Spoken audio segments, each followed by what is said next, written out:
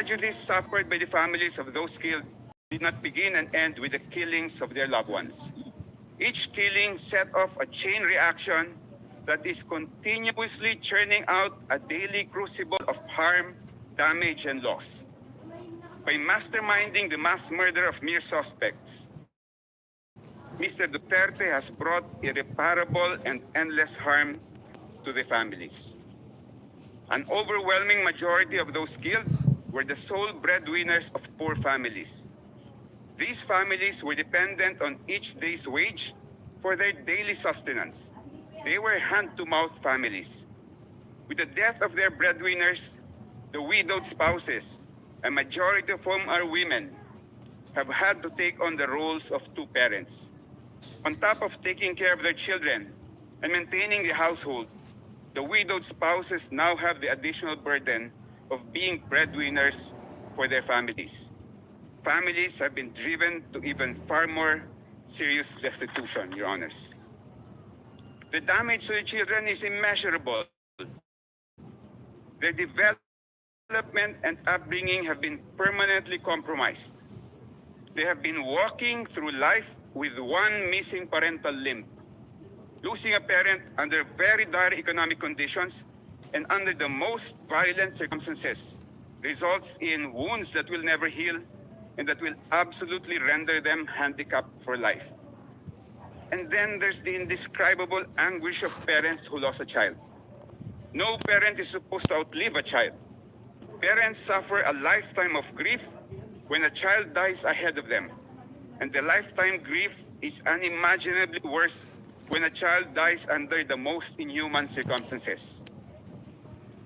The crimes masterminded by Mr. Duterte did not only affect individuals but whole communities. Across the Philippines, numerous urban communities of the most impoverished villages were scarred by the violence and abuses wrought by a lawless anti-drug campaign that further worsened the misery and trauma of residents in marginalized communities. In one illustrative instance, Your Honors, after the father of a family was killed inside his house by police officers, the entire neighborhood was so traumatized that for almost 3 months, and during the coldest months in the Philippines, they abandoned their houses at night and instead slept in the open public market. They did not feel secure inside their houses because there would be no witnesses if the police would just barge in and shoot at them. In the public market, the presence of many witnesses, they thought, will deter the police from shooting and killing them. It is also the victim's view, Your Honors, that the charges should be confirmed because the resulting presentation of witnesses and evidence during the trial will force police and other law enforcement officers to confront the brazen depravity of the killing of civilians that they either personally committed or allowed to be committed during the Duterte reign of terror. In one operation, the police summarily killed 3 men, 2 brothers and 1 friend, in the very early morning. The police declared that the 3 were non-laban. They fought back. But the neighbors saw otherwise. The whole neighborhood was so horrified at the macabre treatment of one of the fatalities. The bullet-ridden body of one of the 3 men was brought out from the 2nd floor window and dropped to the ground because the police could not bring the body out through the doorway. When the body hit the ground, the neighbors recoiled at hearing the body emit a cry, "Aray!" Translation in English, "Ouch!" The man was still alive when his body was thrown to the ground, and the police just left him to bleed to death. The trial will hold a mirror to the police force and compel them to see how they were turned into executioners and assassins, and their organization transformed into a gigantic criminal organization or turned into a killing machine by Mr. Duterte. The Philippine National Police and the drug enforcement agencies have not made any initiative to purify the corrupted minds of their officers and personnel to our knowledge.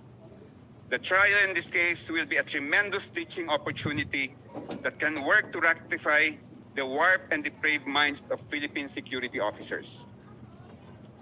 The charges need to be confirmed, Your Honors, for the sake of the entire country, which has been desensitized or made numb by the massive incidents of impunity and the glorification of impunity promoted by Mr. Duterte. The whole Philippines needs to know the real story during those bloody years. There has been no opportunity for the entire country to really find out the whole truth of what happened.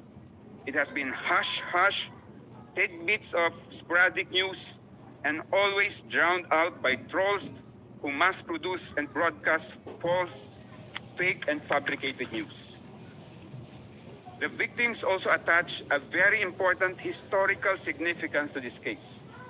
If the chamber confirms the charges, the trial proceedings will produce a historical record of the most bloody period of post-war Philippine history, a duty that the Philippine justice system has refused to perform. The historical account on the mass murder of so many Filipinos during the Duterte regime needs to be accessible to our future generations, just like the Nuremberg trials and the Tokyo trials, so that they will learn from it and not repeat the same mistake of selecting and glorifying leaders who preach and practice impunity. The prosecution has presented 78 instances of murder and attempted murder, clarifying that these incidents are only representatives of the extent of the crimes committed against thousands of civilians, Your Honors. The victims beseech the Honorable Chamber to remember that Mr. Duterte's bloody rule, both in Davao City and nationwide, resulted in as many as 30,000 victims of killings, more than 300,000 victims of arbitrary imprisonment, and unaccounted numbers of victims of torture, sexual assault, and other forms of crimes against humanity. For many families in the Philippines, the charges brought for confirmation in these proceedings represent only a fraction of the reality the victims have endured. The victims beseech the Honorable Chamber to remember the hundreds of thousands of victims are banking on vicarious justice from this case. Finally, Your Honors. Excuse me, Counsel, you have 5 minutes left. Thank you. Finally, Your Honors, the victims wish to humbly underline that what is ultimately at stake in these proceedings is the supreme of all forms of human rights, the right to life. The right to life is the very foundation of every civilized society. The ancestors of every nation fought against invaders, colonizers, despotic monarchs, and fascist leaders in order to secure the right to life of their families, their communities, and the future generations. The heroes of every country sacrificed their lives to defend the right to life of their people. We as citizens of modern societies are inheritors and beneficiaries of the sacrifices of our ancestors who bequeathed to us the right to life. We owe it to them to defend the supreme legacy for our generation and for the generations to come. For the past few years, Your Honors, we have seen an increasing number of nation leaders who time-traveled from the Dark Ages and now swagger in modern times as if they own people's lives. These brutal and cruel leaders must be held to account for their brazen disregard of humankind's right to life. Our ancestors fought in the battlefield to secure a right to life. In these modern times, the battleground for the fight to protect our right to life is within the four walls of this honorable court. May the God of life, the God of humanity, guide the honorable members of this chamber. Thank you, Your Honors. Merci beaucoup, Maître. Judge Motog, thank you very much, Councillor Butuyan. Now over to the defence. Mr. Cow, please. And I thank Mr. Tuyan for his intervention, but I feel that I ought to remind him that this is a court of law which decides matters on the basis of evidence, not on the basis of political demagoguery, and not on the basis of a desire to effect regime change despite the democratic will. And certainly not on the basis of statements made by Ombudsman Jesus Crispin Remula, who professed that domestic justice would be denied, according to Mr. Butuyan, because of the lack of forensic reports and police reports. Now, I don't know which case Mr. Butuyan's metaphorical ship sailed into, but he clearly hasn't read the evidence. Whilst he was speaking, we examined the evidence, and out of that evidence, we found at least 35 reports substantiating 49 of the incidents which are mentioned in the document containing the charges. Your Honours, Rodrigo Duterte was and will always remain a unique phenomenon. His style of statesmanship was novel and unpalatable to many. His expletives and hyperbole grated, while his honesty and wild popularity irritated. He spoke openly, from the heart, sincerely and truthfully. And what a contrast between him and his successor in Malacanang. For President Rudy, his word was his word, and the people knew it. For President Bong Bong, his word is for the wind, and the people will not forget it. Let me remind everyone of the letter which President Ferdinand Marcos Jr. signed, it's on the screen, and in which he gave a cast-iron undertaking that his government, and I quote, will not assist the ICC in any way, shape, or form. Well, as we know, he failed to keep that promise. Rodrigo Duterte was unconstitutional and unceremoniously hauled off to The Hague. And when called upon to defend his master's actions and the said letter at a Senate committee hearing, the then Secretary for Justice, once again Mr. Jesus Crispin Remula, persisted with the same dishonest theme. And I quote his words, "We did not assist the ICC. We continue with the very tenor of the letter that we did not assist the ICC and we did not have any contact with them." So he said, but with a document emanating from the prosecution team opposite and disclosed to us a mere week ago, not as information material to the preparation of our defense, but as exonerating evidence, we can now substantiate what we have suspected for a long time. The document comprises a transcript of a telephone call overtly recorded between four parties who cannot be mentioned in public, and one of these parties was boasting about how he was acting as the silent partner of President B to funnel witnesses to this court, while all the time ensuring that he could guarantee President BBM's plausible deniability. So it is indeed the defense case that President Ferdinand Marcos Jr.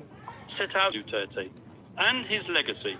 Yes, Mr. Deputy Prosecutor, I used that legendary word, neutralize, so central and so essential to your case theory, metaphorically. And now I turn about the geopolitical context. The scourge of illegal narcotics is not unique to the Philippines. As we all know, it afflicts Latin America, where I can name 3 countries where the death rate at the hands of vigilantes and per capita population is higher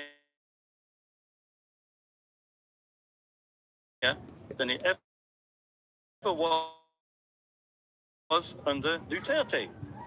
And as Philippines, as a country, is uniquely possessing narcotics emanating from the cartels in China, and with or without Duterte, so we argue, the death rate would have kept on rising. Indeed, as we will prove with statistics and reports, the death rate flowing from narcotics-related crime actually increased after Rodrigo Duterte left.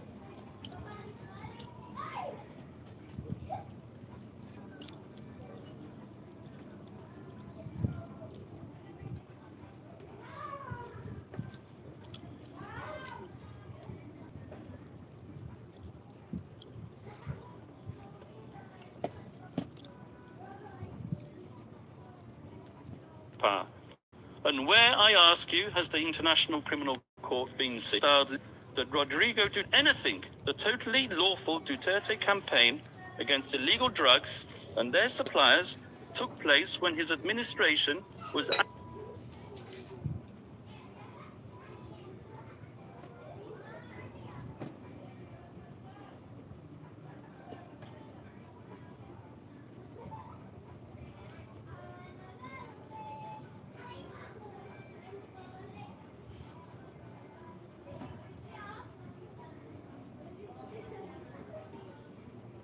regular cash transfers to needy and multi-child families, universal health care, and need I say more, the Magna Carta of the poor, setting out the right to adequate food, decent shelter, education, and a highest standard of health.